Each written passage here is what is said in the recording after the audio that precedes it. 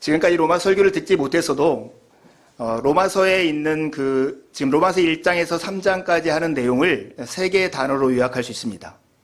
로마서 1장에서 3장까지의 내용을 세 가지 단어로 요약할 수 있는데요. 하나는 하나님의 영광이고, 다른 하나는 죄이고, 다른 하나는 은혜입니다. 하나님이 우리를 향해서 가지고 있는 목표가 하나님이 우리에게 주신 영광스러운 삶인데, 그렇게 살지 못하는 이유가 죄이고, 어떻게 하면 다시금 그 삶을 회복할 수 있을까? 그것에 대한 답이 은혜라고 답할 수 있습니다. 로마서 3장 23절에 보면 모든 사람이 죄를 범하였음에 그래서 사람은 하나님의 영광에 못 미치는 처지에 놓여 있습니다. 이렇게 말씀해요.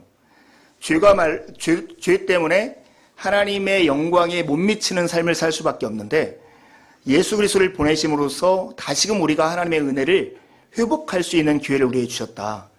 그게 3장 21절에서 26절까지 그리고 마지막 절까지 있는 우리가 나눈 말씀입니다. 오늘 로마서 4장 1절에서 12절은 과연 그러한가? 정말 그래요? 이렇게 묻는 사람들에게 하는 답변과 같습니다. 여러분, 하나님의 영광이 목표이고 이 목표를 이루지 못하는 문제가 죄이고 이것에 대한 해결책이 바로 은혜라고 하는 이 말은 사실은 낯설게 들릴지 모르지만 우리의 삶을 지배하고 있는 아주 보편적인 내용이기도 합니다. 여러분 생각해 보세요. 우리는 누구나 우리의 삶은 이 정도는 돼야 돼, 이렇게 돼야 한다라고 하는 나름의 기준을 가지고 있어요. 그것을 깊이 생각하든지 생각하지 않든 자기 나름의 이런 기준들을 가지고 있죠. 그런데 내가 왜 이렇게 살지 못할까 하면서 힘들어하면서 나는 이것이 문제야 라고 생각하는 그것도 있죠.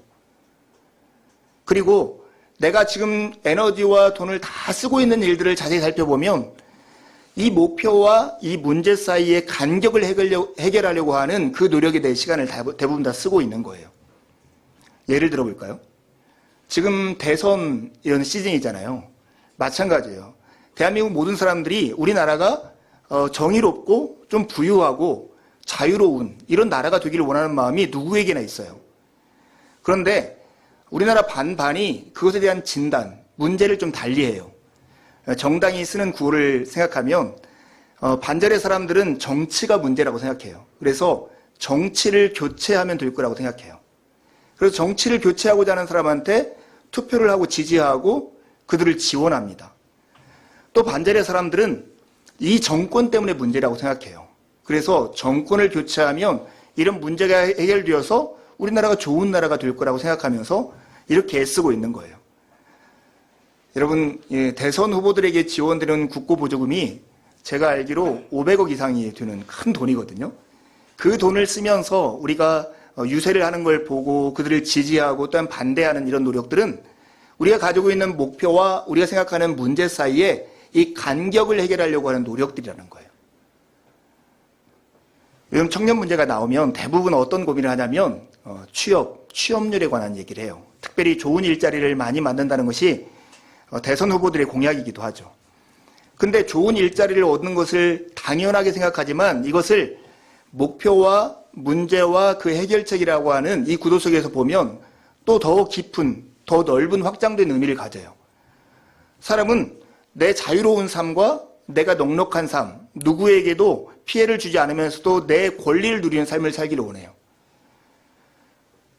근데 오늘날 살아가는 많은 사람들이 문제를 뭐라고 보냐면 돈이 부족해서 그렇다고 생각하는 거예요. 근데 이 돈을 해결해 줄 수 있는 것이 뭐냐면 좋은 일자리예요.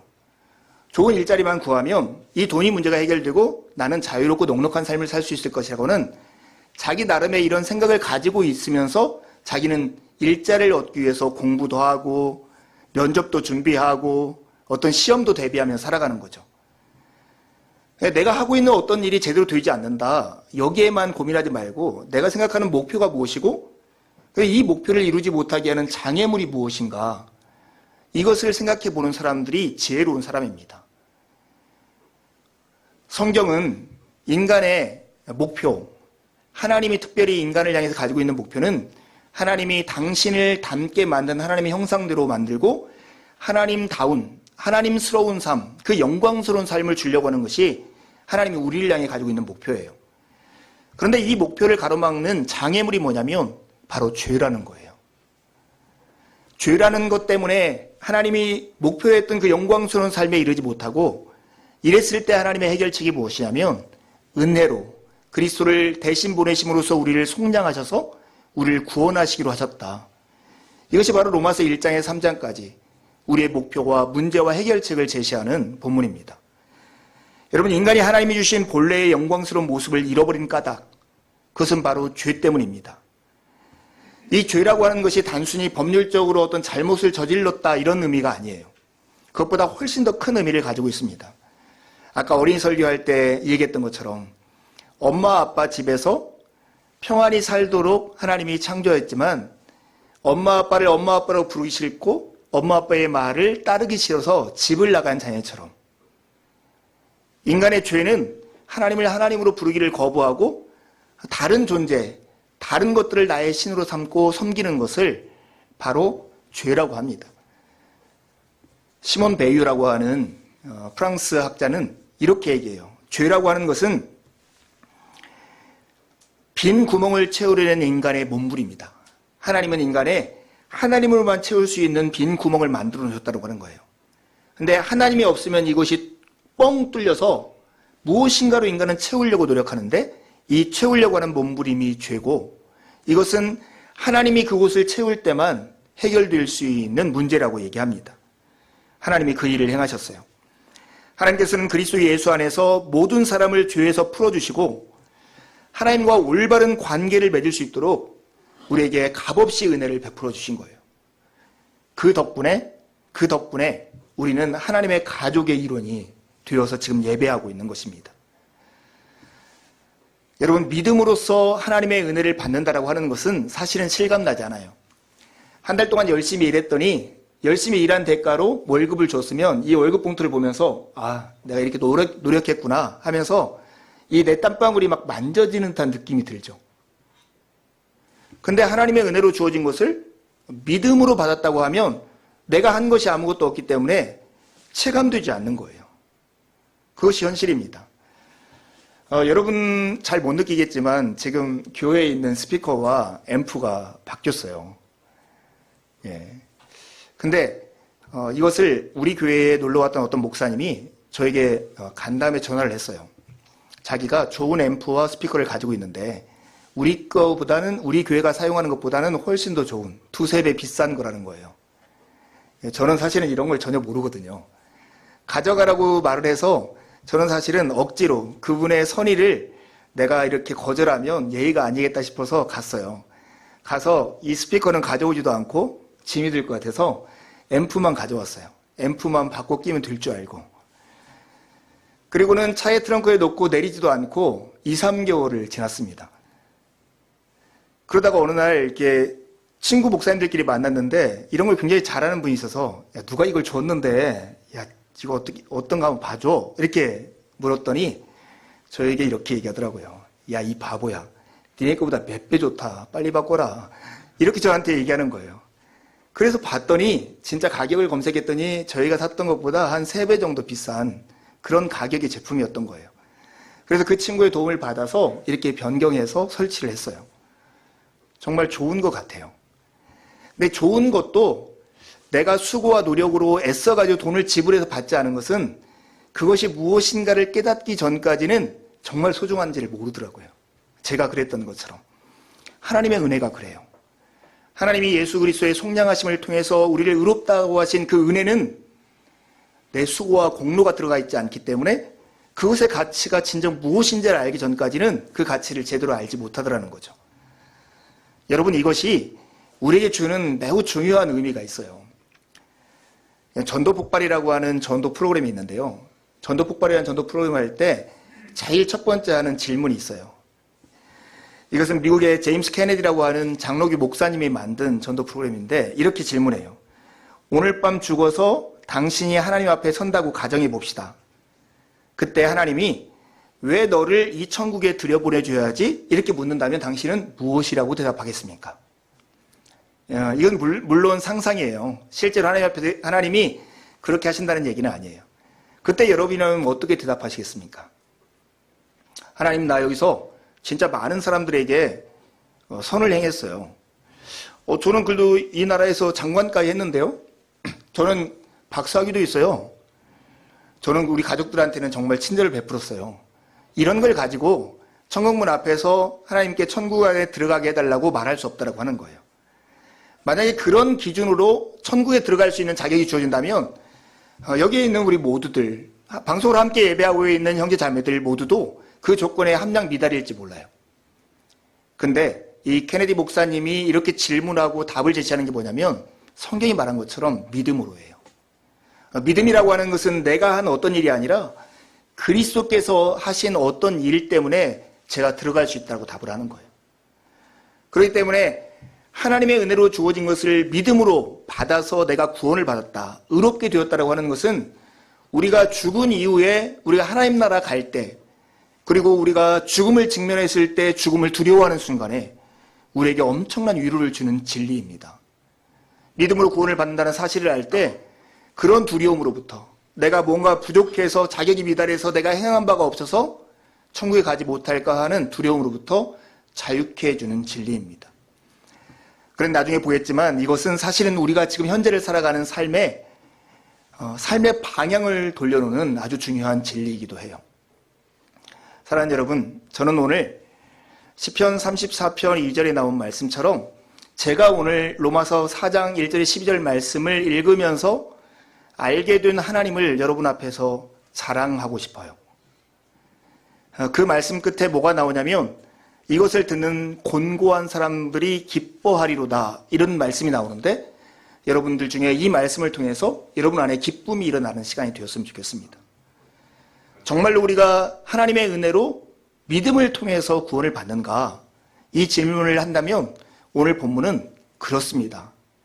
아브라함을 봐요, 이렇게 우리에게 가르친다는 것입니다. 사랑하는 여러분, 아브라함이 의롭게 되는 방법, 무엇을 통해서 의롭게 되었는가를 보면 정말 우리는 하나님의 은혜로 믿음을 통해서 구원을 받는다는 것을 확신할 수 있습니다. 오늘 2절과 3절에 보면 아브라함이 의롭게 된 것이 행위 때문이 아니라 하나님을 믿었을 때 그렇게 되었다라고 분명하게 말씀합니다. 행위로 자신을 증명했기 때문이 아니라 하나님의 은혜를 그냥 받아들인 것 때문에 그가 의롭게 되었다라고 말을 하는 거예요. 그가 순종으로 자신을 증명하기 전에 자기가 무엇인가 근사한 사람이라는 것을 하나님 앞에 드러내기 전에 그를 믿는, 하나님을 믿는 그를, 하나님이 그를 의롭게 여긴 거예요. 무엇을 보면 알 수 있냐면 여러분이 창세기 12장부터 한 22장, 23장까지 나오는 아브라함의 일생을 잘 추적해 보면 그것을 알 수 있어요.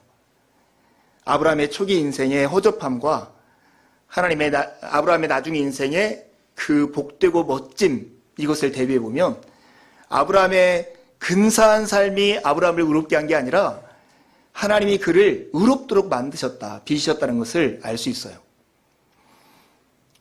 대표적인 예를 하나 들어볼까요? 창세기 12장에 보면 아브라함이 가나안 땅에 왔었어요.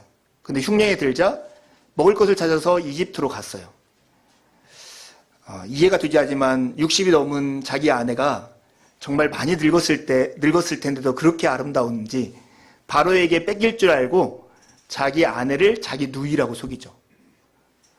그 이집트의 바로가 자기 아내를 빼앗아 가는 거예요. 그리고 그 대가로 양과 소와 이런 각종 짐승과 이런 것을 주는 거예요. 저는 성경에 나와 있는 여러 가지 본문 중에 남자로서 정말 이렇게 자존심 상하고 부끄러운 장면이 여기에요. 아니, 보통 우리 같으면 나를 죽여라, 내 아내를 왜 뺏어가냐 이렇게 따지고 물을 것 같은데 그냥 순수히 고분고분하게 자기 아내를 내주고 그 양과 소를 받는 거예요. 하나님이 거기에 개입해서 아브라함을 구출해 주지 않았다면 아브라함은 그냥 그렇게 인생이 끝날 수가 있었어요. 근데 하나님이 그를 거기서 극적으로 구출해 주는 거예요. 상상해 보세요. 지금 아내하고 아브라함이 말없이 뚜벅뚜벅 이스라엘 향해서 이집트에서 걸어오고 있어요. 근데 뒤에서는 양과 소들이 막 울어요. 아내는 말 한마디도 하지 않아요. 어떻게 당신이 이럴 수 있었어? 그래서 뒤에서는 아내를 속임으로써 우는 짐승의 소리가 들려. 얼마나 부끄러웠을까요? 그랬던 아브라함이에요. 그랬던 아브라함을 하나님이 어디까지 만드냐면 하나님이 은혜를 주신 독자 이삭을 하나님의 명령에, 하나님을 신뢰하기 때문에 번제로 드리라고 할 때 번제로 드리긴 그런 단계까지 이르게 되는 거예요. 이것이야말로 아브라함이 어떻게 행했기 때문에 그가 의롭게 되고 구원을 받은 것이고 하나님의 가족이 된 것이 아니라 하나님이 그를 불러서 하나님의 백성답게 빚었다는 증거 중에 하나인 겁니다. 오늘 여기 보면 여겨주시다 하는 말이 계속 반복해서 나와요. 로기조마이라고 하는 헬라어 단어예요. 이것은 원래 회계예요.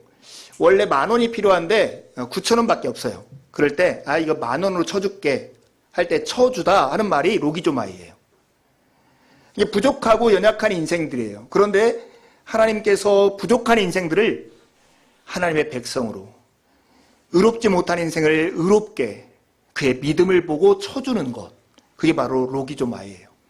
은혜를 한마디로 하면 로기조마이라고 말할 수 있어요. 여겨주심. 스스로 의롭게 되는 건 아무리 수고하고 애써도 해낼 수 없는 일인데 하나님께서 우리를 의롭다게 여기시는 그 선물 덕분에 여기에 있게 된다는 거예요. 하나님의 크심이 보이세요? 하나님의 은혜로우심이 보이시는지요? 우리가 월급을 받고 임금을 받는 것은 일을 함으로써 받지만 우리가 은혜를 받는 것은 오직 은혜를 베푸시는 하나님을 신뢰하는 믿음을 통해서만 받게 됩니다. 아브라함에게 그러셨듯 하나님께서는 경건하지 못한 자를 의롭다 하시는 그분을 믿는 그 믿음을 그 사람의 의로 여겨주시는 그 복을 지금도 우리에게 베풀어 주시는 것입니다. 하나님은 은혜로우시고 우리는 그 은혜를 믿음을 통해서 누리게 되어 있는 것입니다. 저는 예배 자리에 올 때 이런 생각을 가끔 합니다. 어떻게 내가 이 자리에 앉아 있을까? 어떻게 하나님을 예배하는 자로 여기에 있을까? 이거야말로 하나님의 은혜로 된 것이다. 이것을 고백하지 않을 수 없다. 이럴 때마다 저는 하나님께는 감사이고 내 자신을 바라볼 때는 겸손하지 않을 수 없구나 하는 생각이 듭니다. 정말 우리가 받은 구원, 우리가 의롭게 되는 이 사실이 하나님의 은혜로 우리가 가진 믿음을 통해서 우리에게 온다 하는 이 사실을 또 하나 확인할 수 있는 것이 아브라함이 의롭게 된 때를 보면 그렇습니다. 아브라함이 의롭게 된 때는 그가 할례를 받은 때가 아니라 할례를 받기 이전이었던 그때였다는 것입니다. 아브라함이 의롭다고 선언된 것은 그가 할례라고 하는 언약의식을 통해서 몸에 무엇인가를 표시를 한 그때 이후에 의롭다함을 받은 것이 아니라 할례를 받기 이전에 그렇게 된 것입니다. 사랑하는 여러분, 우리가 할례라고 하는 것이 무엇인지를 잘 생각해야 돼요. 창세기 15장에 하나님이 아브라함을 의롭다고 하신 다음에 창세기 17장에 가면 할례를 행하도록 해요. 의롭다 한 것이 먼저고 할례를 행한 것이 나중이에요. 의롭게 된 것을 표로 인친 것, 도장을 꽝 찍어서 너 그래 라고 인정하는 것이 바로 할례라고 하는 것이죠. 세례를 많은 분들이 이곳에 다 받으셨는데 세례가 신약의 의미에서 보면 할례하고 비슷한 의미를 가지고 있습니다. 우리가 하나님을 믿는다 하는 것을 우리의 드라마처럼 펼쳐져 보여주는 것이 세례입니다. 세례는 그리스도 안에서 내가 죽고 그리스도 안에서 다시 살아난다는 것이고 그리스도와 연합했다는 표시예요. 그런데 우리가 교회에서 이렇게 세례를 받았다고 해서 그것이 의롭게 되는 근거는 아니에요. 그런데 세례를 받는 것은 내가 의로워졌다라고 하는 증거예요. 하나님께서 나를 은혜로 부르셔서 내가 하나님을 믿음으로 그 은혜를 받은 자 되었다고 하는 증거, 그것이 바로 세례라고 하는 것이죠. 세례를 받았다라고 하는 것이 얼마나 영광스럽고 복된 일인지 몰라요. 내가 한 어떤 일 때문에 이 자리에 있는 것이 아니라 하나님이 나를 꽉 하고 붙드셨기 때문에 내가 지금 이 자리에서 하나님을 믿고 신뢰하며 하나님의 은혜 가운데 내가 거하고 있다라고 하는 증거이기 때문에 그래요. 몇 번 말씀드렸지만 마르틴 루터의 유명한 일이 있잖아요. 로마 카톨릭과 싸우면서 정말로 많은 두려움과 어려움과 번민 가운데 있을 때마다 사단이 자기를 생각 속에서 정죄하는 거예요. 너는 질 거야. 네가 너 같은 삶이 어떻게 이렇게 할 수 있어. 네가 틀렸을지 몰라. 이렇게 정죄할 때마다 마르틴 루터가 외쳤다는 말이 있는 거예요. 그건 뭐냐면 나는 세례받았다 이렇게 외쳤다고 그래요. 나는 세례받았다. 나는 세례받았다라고 하는 것은 내가 무엇인가를 해서 의롭게 되었구나 정당성을 인정받은 것이 아니라 하나님이 주신 은혜를 내가 믿음으로 받음으로 내가 이 자리에 있게 된 것이다. 내가 서 있는 근거가 나의 행위가 아니라 하나님의 은혜라고 하는 고백과 같은 것이죠. 하나님은 왜 아브라함을 할례를 받은 다음에 부르지 않고 할례 이전에 부르셨을까? 오늘 11절 12절에 보면 하나님의 뜻이 나타나 있어요. 그것은 하나님을 믿는 모든 사람의 믿음의 조상으로 아브라함을 세우기 위해서, 즉 아브라함처럼 내가 너희들을 부를 거야, 그 얘기를 하기 위해서 하나님은 이렇게 하셨다는 것입니다. 아브라함은 믿음으로 하나님 앞에서 올바른 사람으로 인정받는 모든 사람의 모델이 되기 위해서 할례 전에 이렇게 세례를 받게, 할례를 받게, 의롭게 되도록 만드신 것입니다. 하나님 앞에 죄인이고 주님과 원수진 사이고 스스로의 힘으로는 자신이 처한 공경에서 빠져나올 수 없는 그때에 하나님은 아브라함을 이렇게 불러서 의로운 사람으로 만드셨습니다. 하나님은 아브라함에게 하셨던 똑같은 방식으로 오늘 우리에게 행하십니다. 우리를 부르시고 우리를 구원하시고 우리를 의롭게 하시고 하나님의 백성으로 삼으시는 그 일을 우리에게 행하십니다. 오직 하나님의 은혜로 말입니다. 여러분, 하나님을 믿는다라고 하는 것을 비유로 하나 설명해 보려고 해요. 이것이 모든 것을 다 설명할 수 있을 수 없지만 여러분, 하나님을 믿는다는 것, 예수 그리스도를 믿는다는 것은 오뚜기 그림을 상상하면 이해할 수 있어요. 어린이들 장난감의 오뚜기는 이렇게 흔들어도 흔들리지만 넘어지지는 않아요. 우리가 다 알다시피 그 중심을 잡아주는 추가 그 밑에 있기 때문에 그래요. 근데 여러분, 사람은 누구나 자기의 삶에 서고 넘어짐을 좌우하는 추들을 가지고 있어요. 어떤 사람은, 많은 사람이 자녀를 그 추로 가지고 있어요. 자녀가 뭔가 잘 되고 뭔가 잘 풀려나가면 정말로 어깨가 확 펴지고 웬만한 사건 사실이 있어도 뭐 슬프거나 힘들지 않아요. 근데 자녀에게 조금 어려움이 있으면 삶이 갑자기 오그라지고 물에 힘이 풀려가지고 축 주저앉는 듯한 느낌을 갖게 돼요. 그렇다면 그 사람의 인생에 자기의 중심추, 오뚜기 위에 흔들리지만 넘어지게 하는 추는 아마 자녀일 거예요. 어떤 사람에게는 돈이 그런 역할을 할 수 있어요. 돈이 어느 정도 가지고 있으면 자기는 뭐 조금 자존심 상하고 힘든 일이 있어도 괜찮아, 나는 뭐 먹고 살 거 있어, 이렇게 말할 수 있어요. 근데 돈을 잃으면 그냥 삶이 쉽게 무너지는 경우도 있는 거죠. 어떤 사람은 자존심이 그런 역할을 하는 사람도 있고, 연예인 같은 사람들은 명예나 인기 같은 것이 그런 역할을 할 수 있어요. 예수를 믿는다는 것은 자기의 서고 넘어짐의 기준이, 중심의 추가 예수라고 하는 거예요. 예수님과 예수님의 은혜가 나의 서고 넘어짐의 열쇠, 이유가 되는 사람이 예수 그리스도를 믿는 사람입니다. 예수님이 저기 멀어지면 내 삶은 죽는 것 같고, 예수님이 가까이 있으면 세상의 어떤 고난과 어려움도 충분히 이겨내는 사람, 그런 사람들이 바로 예수 그리스도를 믿는 사람입니다.